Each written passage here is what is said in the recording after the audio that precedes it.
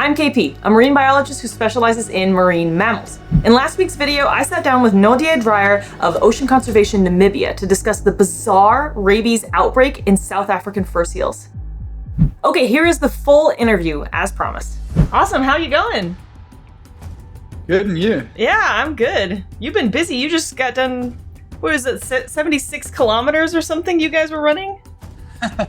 Yeah, it's this weird, it's called a backyard ultra. It's this like no end format race. It's like a global thing. They do them all over. You just keep on running in loops. The idea is to cover 100 miles in 24 hours. And it's like a last man standing thing. And I made 11 loops, and then I got so dehydrated. It was 38 degrees Celsius. I nearly died. Oh my gosh. And your kids were doing it too, eh? Yeah, the girls just did the first loop. Dylan, my son, like, he does not train. The little shit just does nothing, and then he ran like 35 kilometers, which was a bit ridiculous. But, yeah. Oh, that's awesome. I'm gonna say it's genetics. Yeah. No, that's awesome. Well, it's good to see you again. Fans of my channel know you guys super well. There's a lot of crossover there. But maybe for those that don't know, maybe you just give a quick little intro of who you are and what you guys do. I'm Nadia from Ocean Conservation Namibia, one of the co-founders. We are based in Namibia, and our mission at the moment is to catch as many seals and release them from entanglements. We have a big issue with animals, marine animals, mainly seals, Cape fur seals in our area, getting stuck in fishing lines, nets, and things like that. And we go out, we've got specialized equipment, pretty much self-taught, but some specialized equipment to catch these animals and cut them free. To date, we've caught and released nearly 4,000 Cape fur seals. That's incredible. That's so awesome. And how's this season going for you? I'm good. Sort of on track. We are, I think maybe tomorrow we might hit 500 for the year so far, which is pretty good.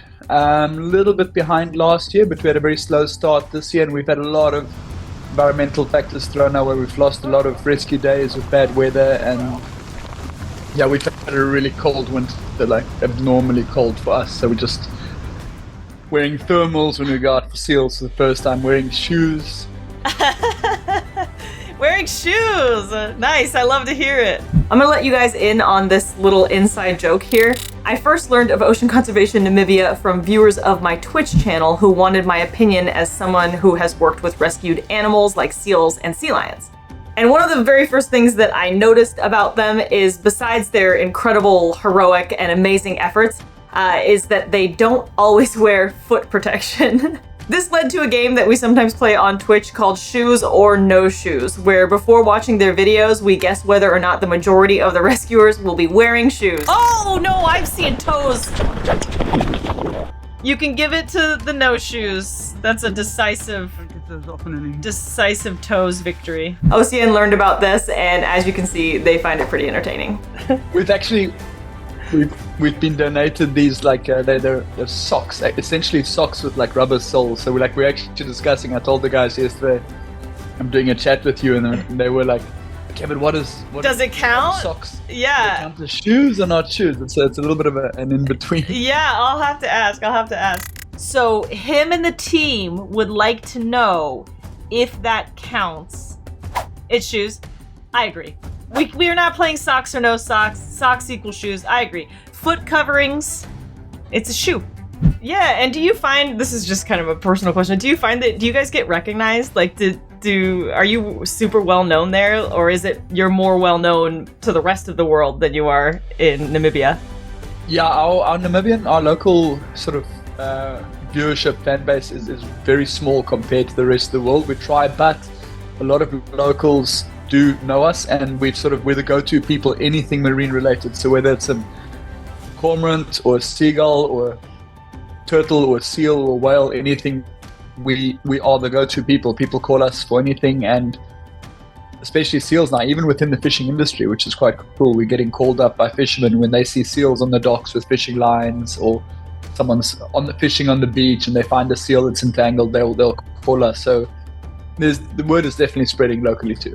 And that's just awesome to hear, because like as educators and stuff, we just love to see that it's reaching people. People are caring more than they maybe did before. So that's just really good to hear. Absolutely, definitely. We're just highlighting the problem. Generally, seals are not that loved around here because a lot of our country is reliant on fishing, and seals are seen as direct threat to fishermen or direct threat to income. But this is still a welfare issue. Nobody likes to see an animal suffering. This animal is really dying unnecessarily, directly because of human negligence. Someone has dumped some rubbish into the ocean. This has caused this animal to suffer slow, painful death, and nobody wants to see that. So that's where we step in. We don't know if maybe people are realizing what we're doing, and we are definitely our old big culprit. The main recreation, the commercial fishing lines are definitely less. Well, this could be a result of exposure to the problem that we're creating. I don't know. I hope so. If you want to support OCN or follow their adventures, just check out the links in the descriptions, pinned comment, and right up here.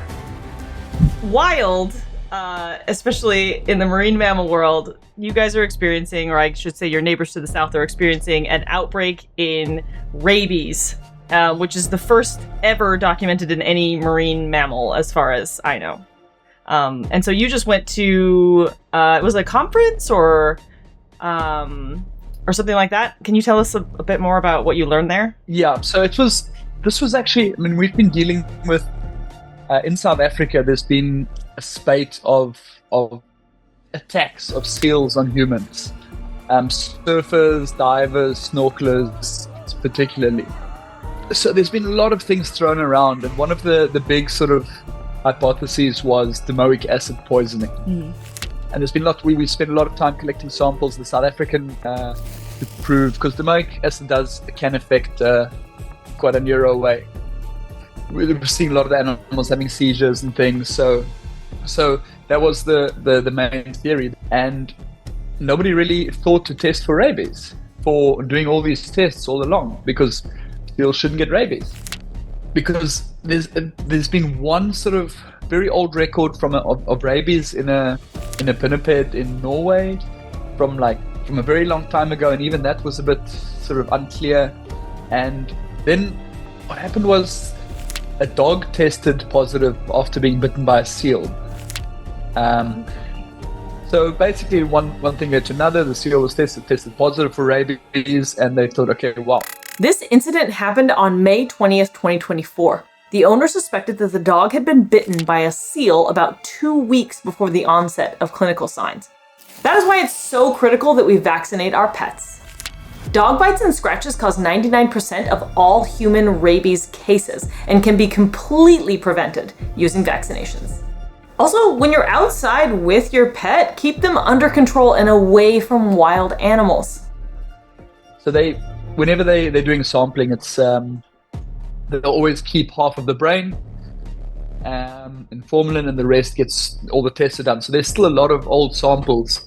So they tested a lot of these older samples with those that have been suspected of domoic acid and were getting seizures and things. So the suspected seals were tested, and suddenly there were 4 tests and then positives. Right now they're up to 18 positive tests. Yeah, this has just suddenly sprung up on everybody. So what 6 months ago was planned as a seal behavior conference turned into basically a rabies conference. Let's get anybody who knows anything about rabies, knows anything about seals and seal behavior. Let's get together and sort of figure out. One of your ferrets are running around. Oh, I live with feral creatures. Yeah. So yeah, this conference came together basically just to figure out, okay, what's happening, what is the extent, and what do we do about what are the protocols going to be, how are we going to move forward with this whole thing. Yeah, so that just brings up a lot of other questions, I guess, in my mind. So, because we have domoic acid here off the coast of California with the California sea lion. So, do we think that the rabies had been around maybe for a little while and it just wasn't being tested for? Because, like you said, or kind of alluded to, I think the only way to test it is to test the brain, which is not really something that you might do if you are it's just domoic acid poisoning. Yeah, so yeah, that is definitely it's definitely suspected that it's been around for a long time, and a lot of they're testing. There's sort of backdated samples, I think as far back as 2021 that have been tested that have, or 2022 that have so far that have been tested that have been tested positive for rabies. So it has been around for a while. Wow, that's interesting. That makes me wonder if it's here, if it's everywhere. That's the big question, and that's the big fear now. Maybe we've been living it with this whole time and we didn't even know, and it's something we shouldn't worry about at all. Is it a new thing that's just going to take over like wildfire? It's there's so many questions because it's such a new phenomenon. There's so many unknowables here, but is there any kind of like theory as to how they might have gotten it in the first place? You've got smaller colonies of seal, or actually pretty big colonies of seals higher up the west coast of South Africa, very remote areas, and there are quite a lot of jackal and brown hyena in this area, and the theory is that it's most likely come from jackals, because jackals are carriers of rabies in Namibia as well. It could very well have come from Namibia too and then moved south. Shortly after my conversation with Nadia, he sent me the outbreak update report, which I'll link in the descriptions. In the section on epidemiology, it's noted that scientists sequenced 2 strains found in these fur seals. One linked to black-backed jackals from Namibia, and another from bat-eared foxes on the Western Cape. In some cases, the sequences are similar, indicating that the rabies virus is likely circulating within the fur seal population. Okay, and so are you guys doing any testing in Namibia, or is this strictly happening in South Africa right now? No, well, I've been speaking to the state vets, the Ministry of Fisheries, and so far we have not found any suspicious cases or suspicious enough cases here to test for. The key sign is aggression, like sort of unwarranted aggression, but there's also a lot of other factors that could contribute to that. So far, we haven't been seeing any aggression in seals, and I do believe we get more. Our little crew gets more exposure to seals than most other people, and we're on the lookout all the time. We had one seal while I was actually at the conference that was sort of chasing cars going past and biting bumpers and things, but by the time we'd alerted the authorities, it packed up and gone back to sea. So it's a difficult thing. And then also, I mean, it's the whole, you can't just we don't have a PCR test or anything like that yet, so you basically have to euthanize this animal to test it. It's the only option. And if you got a bunch of negatives, then it's not going to feel good to know that you just took out seals without.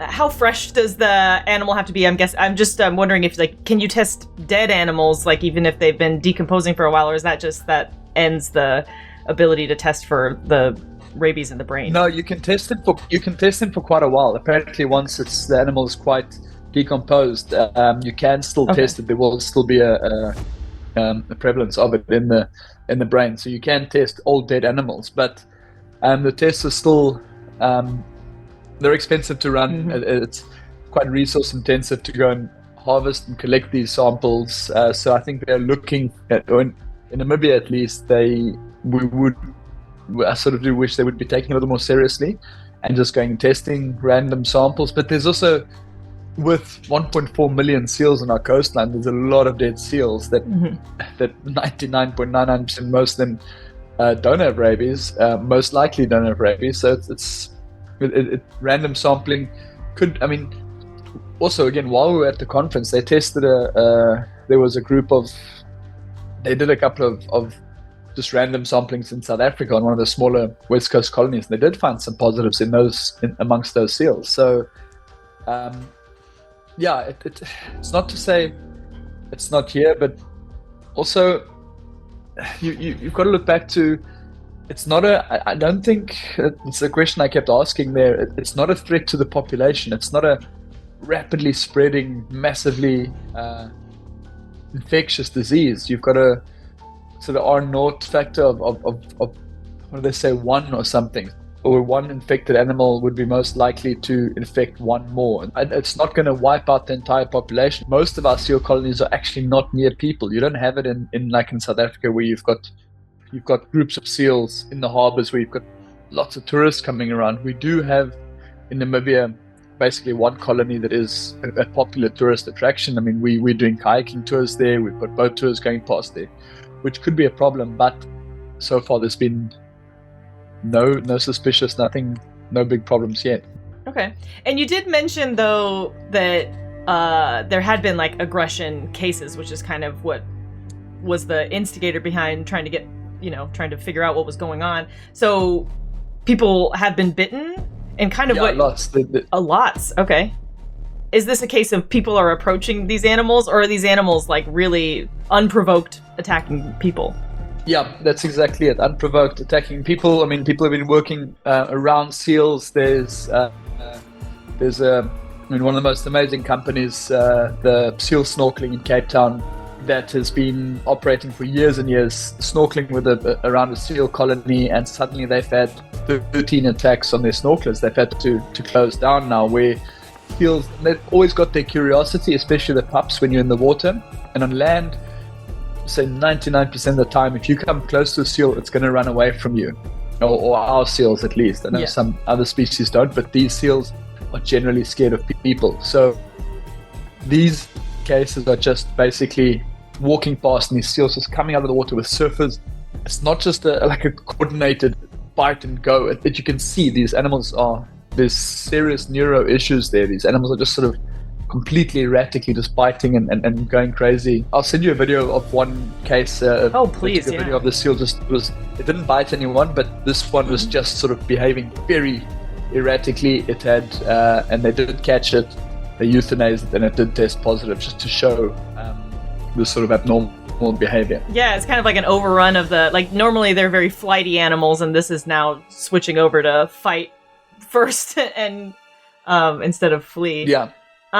So is there a lot of is there a big public campaign to let people know, hey, heads up, there might be an issue, maybe, make sure you're staying away? In South Africa, yes. In South Africa, definitely, where you've got a lot more exposure to seals, so they're just warning people everywhere, beaches, tour operators. There are still a lot more also kayak operators and surf schools and things like this that would be vulnerable. So just warning everybody beforehand, encouraging anybody doing water activities on a more full-time basis to be vaccinated. Our whole crew, we all got vaccinated last month as well.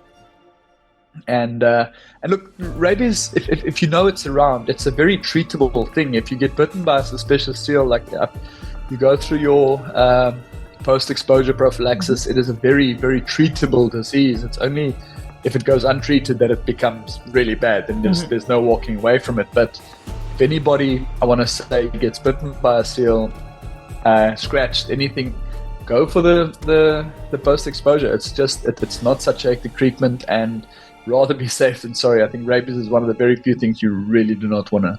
I want to quickly clarify what Nadia said, because I got a lot of heat in the comment section of my last video for basically saying the same thing. So I'll just quote the CDC, WHO, and the Canadian Public Health Services.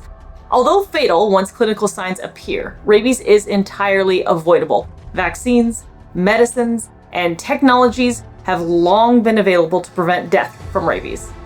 Rabies post-exposure prophylaxis treatment is essentially 100% effective if administered before symptom onset. If you are bitten by a wild animal or come into contact with known carriers like bats, raccoons, see a doctor immediately. Vaccinate your pets. And for more information, see the links below. No, I mean, I don't know the numbers off the top of my head, but it's like you said, it's unsurvivable, essentially. If it progresses to the point of that. And so I know you mentioned obviously aggression, and when we think of rabies, especially in canines, we think of foaming at the mouth. There's no kind of visual signs that you can get on these seals or anything like that people are noticing? No, and that's the rabies basically manifests in the salivary glands, and It's also the whole hydrophobia thing. People always say the animals become hydrophobic. They don't want to go near water. It's a very smart virus, and it basically doesn't want to be wasted by being swallowed. So the animals basically constrict their esophagus. They don't want to drink any water. They don't want to dilute this the virus or let it be lost by being swallowed. So these animals avoid water, and they just want to get as much of this virus out there. So no, the outward signs are basically just the behavioral. That is the main thing. So, and it's also another thing. I mean, because there have been so many people bitten, most of those people did not get rabies vaccinations. There is also the theory maybe the virus actually quite diluted from seals being, because most of those people have actually been bitten in the water. Okay. Maybe it's been quite diluted. So we don't know. Again, this is such a new thing. Yeah. As of July 25th, at least 72 people in South Africa have been bitten or scratched by Cape fur seals since 2021, including 8 who have bitten by seals that have since been confirmed to have rabies. So far, no human cases have been reported. And so you mentioned you guys got vaccinated, so that's awesome. And is it affecting your work in any other way? We're just basically keeping a more vigilant eye out for anything suspicious. So we're definitely trying a little harder to not get bitten. Yeah.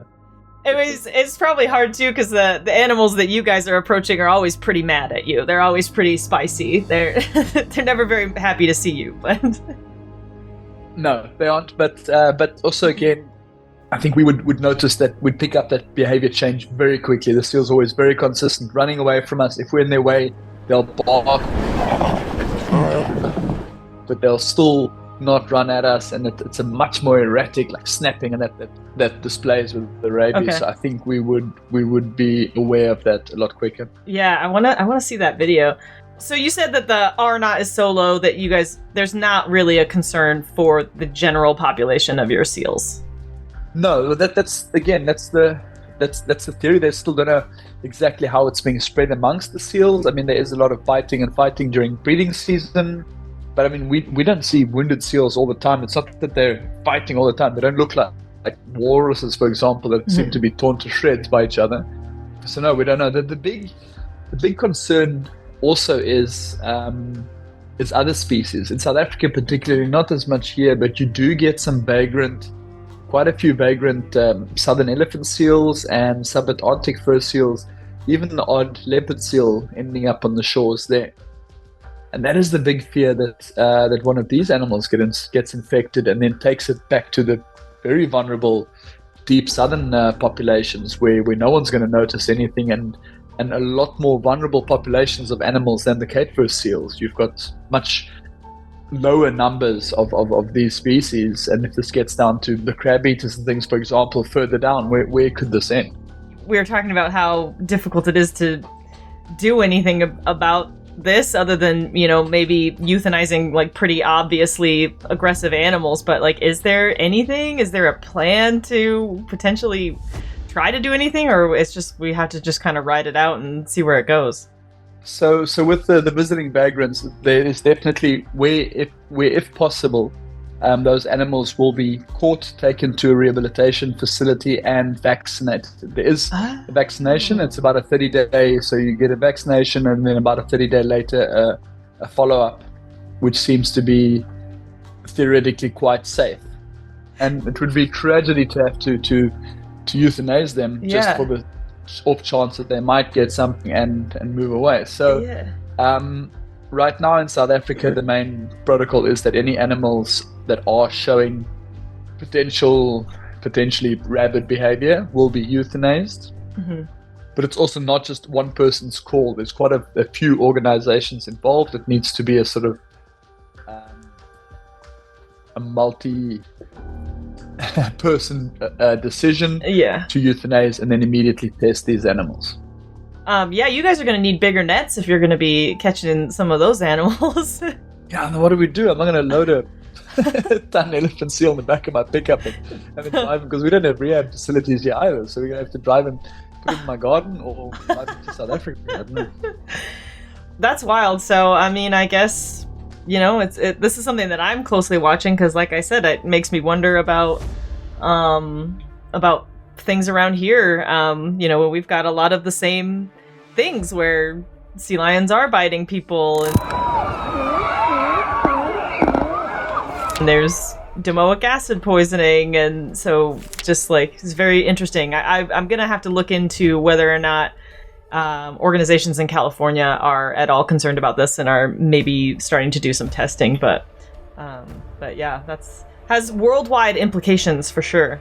Yeah, there's so many questions, more questions than answers, definitely. Yeah. Oh, and then one other thing that came up as well, like, shouldn't have been in seals. What is to say if a seal bites an orca, for example, and yeah, I would hate to see that. Why would the orca then not? And imagine what would be more terrifying than a rabid killer whale. Oh my gosh, it's kind of unfathomable. You have to, just hope that that's not possible somehow. But you know, those orcas are eating. I assume that orcas get bit quite a lot by the animals that they're trying to eat, because those seals don't go quietly. So yeah, that's really exactly really interesting stuff. So we didn't really, like in South Africa, at least we don't have the orcas feeding on seals. Really, they seem to be eating up all the sharks.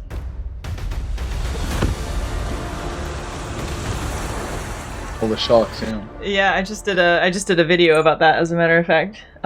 Little port and starboard out there, just eating up all your sharks. Yeah. Until my conversation with Nodie, I actually never wondered if killer whales could get rabies.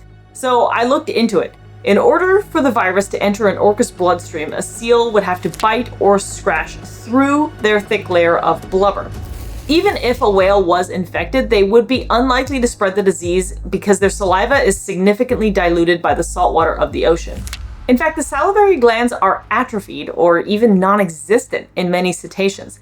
So the risk here is very, very small. Before you ask, sharks can't get rabies. With very few exceptions, rabies only infects warm-blooded mammals. So fish, birds, turtles, lizards, and insects do not carry or spread rabies in the wild. Super awesome to talk to you. Yeah, go ahead. Quickly sending you that video. Oh, yeah. That video is all around. It's public. Oh, yeah. Okay, wow. Oh, run! Yeah, I mean, that's obviously... That's really erratic behavior from a seal, yeah. Yeah, and this person's not in any way bothering them and is, like, completely out of reach. So to be going so aggressively at that is, like... That's really interesting stuff. Is there anything else that you want people to know about it? Let not be a reason to just simply avoid the ocean. We don't want people to just suddenly have this massive fear. I mean, rabies has been on land for a long time, and look how few people actually die of rabies. And it's just something there. It's just a new thing. There's enough other things to... Stay safe out there. I hope nobody gets bit. Yeah. I'm always so nervous for you guys, and whenever I see, somebody got bit, I'm like, rinse it out, wash it really well. You know? We've got such a good first aid protocol now. Like we're pretty good about that. Awesome. And yeah, enjoy your orca. Yeah, I'm gonna go try and find them. So okay, well, thanks, Nodie. Cool. Thanks so much. Bye.